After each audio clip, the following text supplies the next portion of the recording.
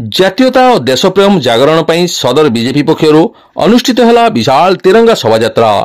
78ତମ ସ୍ୱାଧୀନତା ଦିବସକୁ ଭବ୍ୟ ଉତ୍ସବ ଭାବେ ପାଳନ ପରିପ୍ରେକ୍ଷୀରେ ପ୍ରଧାନମନ୍ତ୍ରୀ ନରେନ୍ଦ୍ର ମୋଦିଙ୍କ ଆହ୍ୱାନ କ୍ରମେ ଦେଶବ୍ୟାପୀ ଚାଲିଥିବା ହର ଘର ତିରଙ୍ଗା ଅଭିଯାନରେ ଜନସାଧାରଣଙ୍କ ମଧ୍ୟରେ ଜାତୀୟତା ଭାବ ସୃଷ୍ଟି ପାଇଁ ଭାରତୀୟ ଜନତା ପାର୍ଟିର ବାଲେଶ୍ୱର ସଦର ନିର୍ବାଚନ ମଣ୍ଡଳୀ ଶାଖା ପକ୍ଷରୁ ଏକ ବିଶାଳ ତିରଙ୍ଗା ଶୋଭାଯାତ୍ରା ଅନୁଷ୍ଠିତ ହୋଇଯାଇଛି। ସ୍ଥାନୀୟ ବାରବାଟୀଠାରୁ ଏହି ଶୋଭାଯାତ୍ରା ବାହାରିଥିଲା। ଏଥିରେ ସଦର ବିଧାୟକ ମାନସ କୁମାର ଦତ୍ତ ଏହି ଶୋଭାଯାତ୍ରାରେ ନେତୃତ୍ୱ ନେବା ସହିତ ହର ଘର ତିରଙ୍ଗା ଅଭିଯାନର ଆଭିମୁଖ୍ୟ ସମ୍ପର୍କରେ ଆଲୋଚନା କରିଥିଲେ।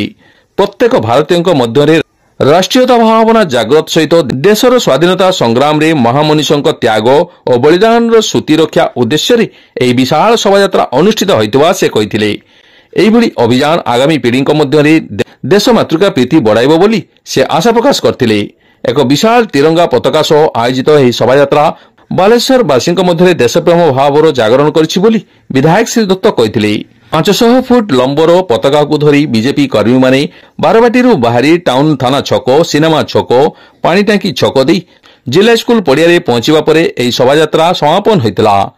ଏଥିରେ ଅନ୍ୟମାନଙ୍କ ମଧ୍ୟରେ ବରିଷ୍ଠ ନେତା ଗୌରାଙ୍ଗ ଦାସ, ଗଙ୍ଗାଧର ରାଉତ, ସୀତାକାନ୍ତ ସ୍ୱାଇଁ, ଅନନ୍ତ ନାୟକ, ସୁଜିତ ଦେବ, ବିଭୁପଦ ଦାସ, ସୁଷମା ବିଶ୍ୱାଳ, ସତ୍ୟଶିବ ସୁନ୍ଦର ଦାସ, ନିତ୍ୟଗୋପାଳ ସିଂ, ରବିନାରାୟଣ ପ୍ରଧାନ, ଅଶୋକ ଦାସ, ରାଜେନ୍ଦ୍ର ଚାଟାର୍ଜୀ, ଜଗେନ ରଣା, ରାଜେଶ ମହାପାତ୍ର, ଧୀରଜ ମହାନ୍ତି, ମୁନ୍ମୟ ଦାସ, ମନୋରଞ୍ଜନ ନନ୍ଦୀ, ପବନ କମିଳା, ସୌଭାଗ୍ୟ ମାନସ ନାୟକ, ଉମେଶ ବେହେରା, ବିଜୟ ପୁଷ୍ଟି, ଅଭୟ ସ୍ୱାଇଁ, ଶ୍ରିୟା ଦାସ, ସସ୍ମିତା ଦାସ, ସସ୍ମିତା ଶୁକ୍ଳା, ସୁକାନ୍ତି ଦେବ ଗୋସ୍ୱାମୀ, ଆଶାଲତା ବାଡ଼ି, ନସୀମା ବିବି, ସ୍ୱର୍ଣ୍ଣପ୍ରିୟା ନାଥ, କାର୍ତ୍ତିକ ରାଉତ, କାହ୍ନୁ ମହାଳିକ, ପ୍ରହ୍ଲାଦ ଦାସ, ପିଣ୍ଟୁ ପାଣିଗ୍ରାହୀ, ଶକ୍ତି ପାଣିଗ୍ରାହୀ ପ୍ରମୁଖ ଶୋଭାଯାତ୍ରାକୁ ପରିଚାଳନା କରିଥିଲେ।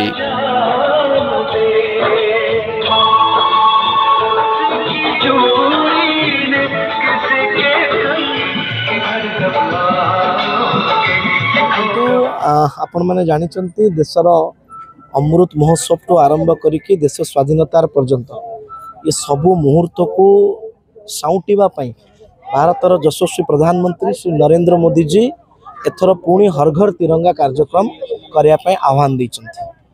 आम जाति अलग होता पारे, आम वर्ण अलग होता पारे, आम संप्रदाय अलग होता पारे, किंतु भारतीय भाव में आम समस्ते एक यही भावना को नहीं वीर जवान मानकर उद्देश्य रे तांकु समर्पण भाव रखिकी आज बालेश्वर सहर रे 500 फुट लंबा पताका आज उड़ा जाइछि, तांकु समर्पण दिया जाइछि।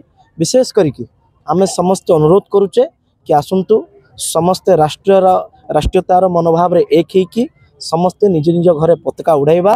एथर स्वाधीनता दिवस को सबुदिन पई चिर अमर करिकी रखिबा।